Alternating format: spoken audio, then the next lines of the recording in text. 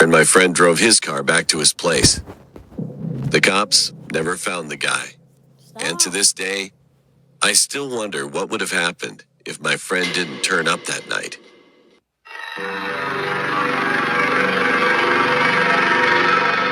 I was 12 years old when this happened. My grandmother just got home from the hospital because she had a stroke. She couldn't go up to the second floor of our house, in which her room was located. So my uncle, my little brother, and I decided that we were going to sleep in her room for a while. Before this day happened, my aunt bought a new air conditioner, so the old one would be removed. And of course, there was a hole in the wall for the air conditioner. I covered the hole with some kind of small box before working on the wall, so the air wouldn't come in. Anyway, back to the situation. My uncle and I were playing a mobile game at 3 a.m. when this happened. We played for about an hour or so until my little brother had fallen asleep. While I was paying attention, I suddenly heard a small scratching sound coming from the hole on the wall where I covered it with a box. Its sound was like someone trying to remove it with something. However, I just ignored it at first, because I thought it might be a cat trying to remove the cover. After 5 minutes, my uncle heard the sound and he whispered in my ear saying, "Did you hear that sound?" I said, "Yeah, I heard it too, but maybe it's just a cat. Forget about it." After that, we had forgotten about the sound and we just played again. Until that moment. All of a sudden, my uncle quickly put down his cell phone and started to search with the flashlight. "What's wrong?" I asked him, but he pointed his finger on his mouth and pointed it to the window. It was quiet outside. "That's weird. I heard someone's footsteps." He talked to me sitting back next to me. I tried to say that it's nothing, but this time I heard those footsteps. Someone was outside walking around with a creaking sound. So we eventually decided to look for it, opening the box cover. But before we could get closer, my little brother began to scream. We were shocked by that, but then we just laughed, thinking our reaction was silly. I talked to my little brother and asked him what happened. He said that he had a nightmare. We laughed again, much bigger this time. Bump! We abruptly froze when we heard loud footsteps from a roof away from us. My heart dropped. "What was it?" my uncle said with an anxious voice. We then stayed away from the wall and started panicking. I started to think that it might be a thief who was trying to enter our house. What if he would try to kill us? How were we going to stop him? What should I do? However, despite all my worries, nothing happened after that. There were no footsteps anymore, but my uncle and I had to stay up until the next morning, shivering together. A few days later, my grandpa covered the wall with cement, and that day we were watching the local news and we heard that one of our neighbors, who lived right next to us, had been murdered. They also reported that the suspect has not been found, so the cops were struggling to arrest him. We just couldn't believe the news. We just watched the news with our mouth open. That moment became the worst nightmare of my whole life. What if I dared to try to remove that small box to see outside on that day?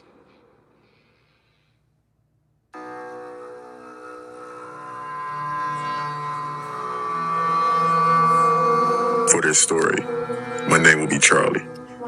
Years ago, in my first year of college, I lived in a dorm. But if only I knew what was going to happen. I earned a scholarship to college for baseball, and all the players lived in one dorm. Being that I was a freshman, they roomed me with a senior so he could show me what right looks like. He was a pretty tough guy who no one would mess with, so I felt like I was in good hands. It was the winter, and by that time of the school year, I was pretty set in my ways and comfortable. I was invited to a house party that one of the sororities were throwing, so I went with a few friends. When we got there, it was like any other party. People were outside, and some were inside having fun. While inside, there was music playing, along with people playing video games in one room, and it looked like a board game going on in the other. That was upstairs. After a while, I went upstairs to see why anyone would be playing a board game at a party. When I got to the room, I noticed that it was the most quiet room in the house, which was odd to me. When I walked in the room, there were 4 girls and a guy sitting at a table. I asked what was going on, and they said they were using the Ouija board. I thought it sounded interesting, so I joined. But I never really believed in that type of stuff. While we were messing with the board, they said that there was a girl in the room. But I think that one of the other people that were playing moved it, so I left. That's when unexplainable stuff would happen to me in my dorm. I'd hear laughing in our hallways at odd times of the night, knocks on the window, and I started to have bad dreams. I told my roommate, but he told me it was stress from our upcoming midterms. That went on for about 2 weeks. Then one night, everything changed for both of us. I remember it being a Thursday night when this happened. I was asleep in the middle of the night, and all I heard was, "Charlie! Charlie! Charlie, wake up!" I remember making noises and being half asleep, but I acknowledged him. Then he said something that woke me up immediately. "Charlie, what the fuck is that in the corner?" I looked in the corner of the room and I swear there was a silhouette of a girl. I was so afraid that I jumped off the top bunk and I told my roommate to get up and run, but he was so petrified. He was under his covers quivering. Then she spoke. "Why do you seem so scared? All I wanted to do was play with you." Alright, I'm gonna play with you, girl. I told him I'm out and we both ran out of our room. He was yelling as she's talking. After that, we were both so shaken that we never went back to that room. We called the police, but when they came, they never found any girl. I don't know if it was because of the house party, Ouija board game, or coincidence, but that was a moment that I'll never forget. To this day, I still hear odd noises throughout the night wherever I go.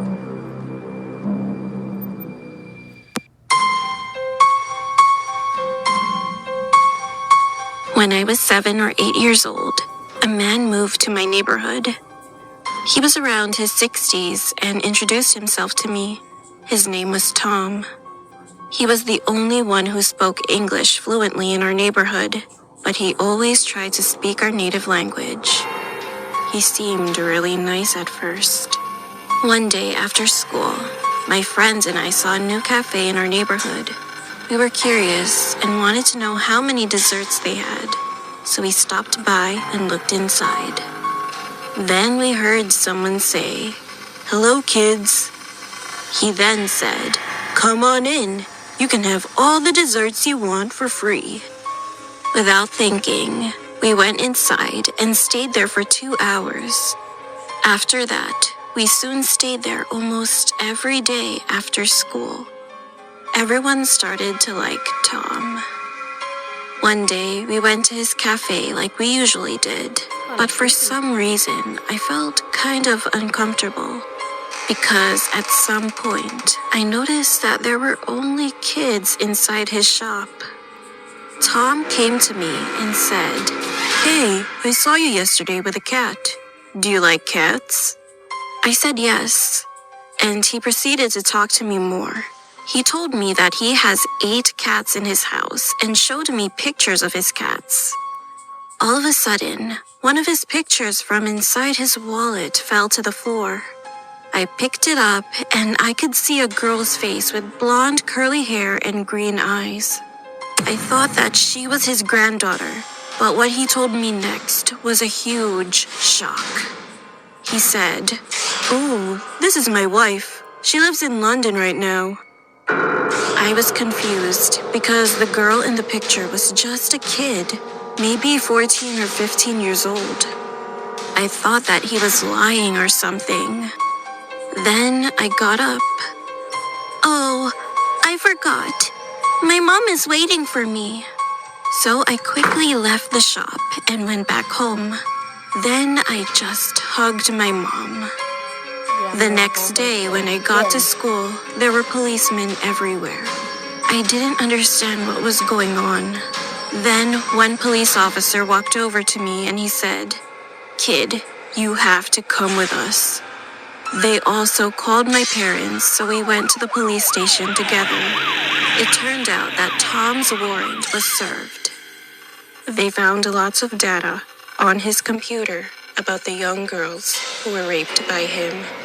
He even lied about his name. His real name was Hardin. The worst and most horrible thing was when they entered his room. The entire wall was covered with my pictures. When they said this to my parents, I was terrified, so I fainted. The police arrested him, and he was put in jail for several years. Now I'm 18 years old, but I am still afraid. According to my neighbors, he's returning to our neighborhood. I don't want to go out, and I don't even know what to do. If anyone has any advice, please help me and let me know what I should do.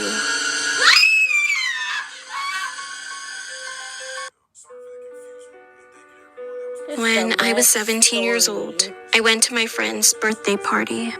Lots of teenagers were drinking illegally. However, I was never into that kind of stuff, so I just sat with other friends and we just talked.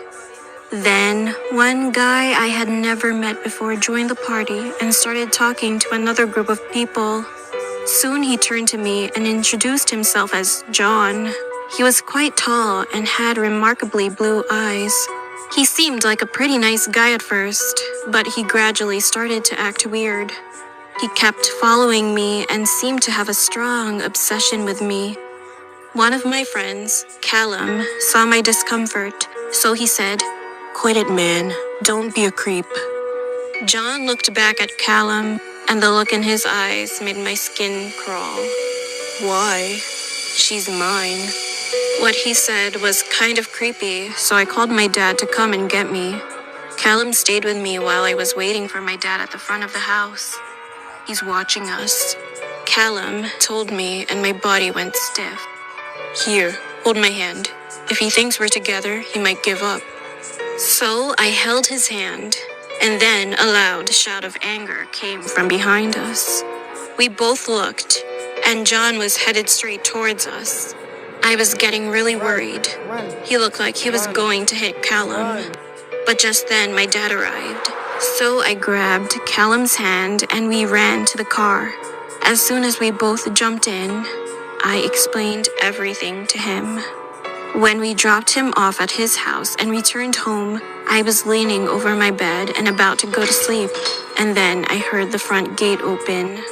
When I looked out the window, to my horror, John was sneaking into our yard. Dad got mad when I told him this, so he grabbed his baseball bat and went straight outside. But when he came back after a while, he was frowning. He said, "You left your jacket."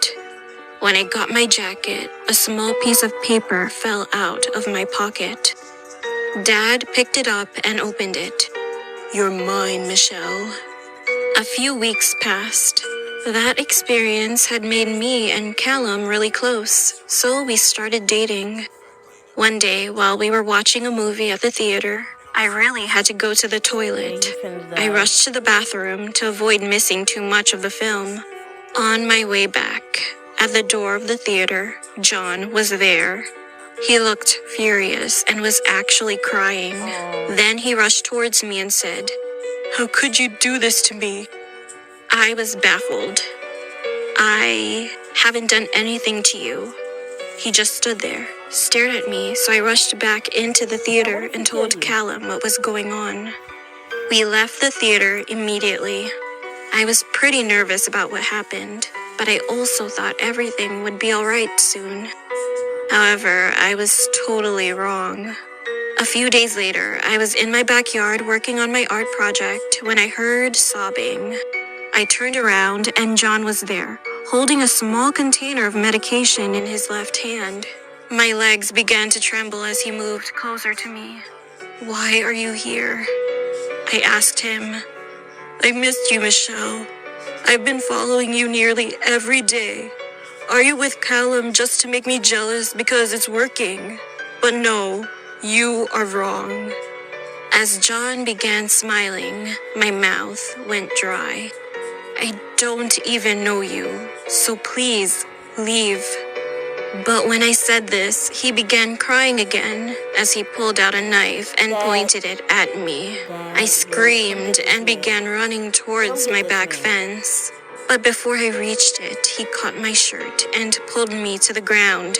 He held the knife to my cheek and then yelled, "I love you, Michelle. Nobody else can have you. You're mine." I was horrified, and tears were rolling down my face. "Get off her!" All of a sudden, my dad, who was gardening outside, quickly ran towards us. He beat him up with a bat and then tied him up with a rope he got out of his shed. And I heard John mutter, "I thought you were alone." Once my dad made sure I was all right, he called the police and Callum. John began laughing like a maniac and yelled out in anger when he was arrested, "I kissed her. She's mine. Mine." Later, we got a phone call from the police, and it turned out that he was high on drugs, and his room was full of pictures of me, as well as a diary describing plans to kidnap and murder me.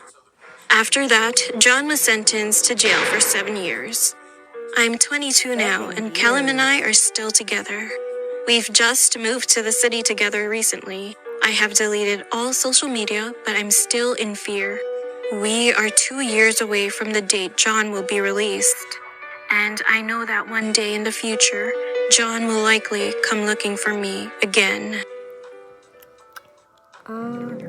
Sugar, Pennywise, and Icy, and we When I was all- 14 years old,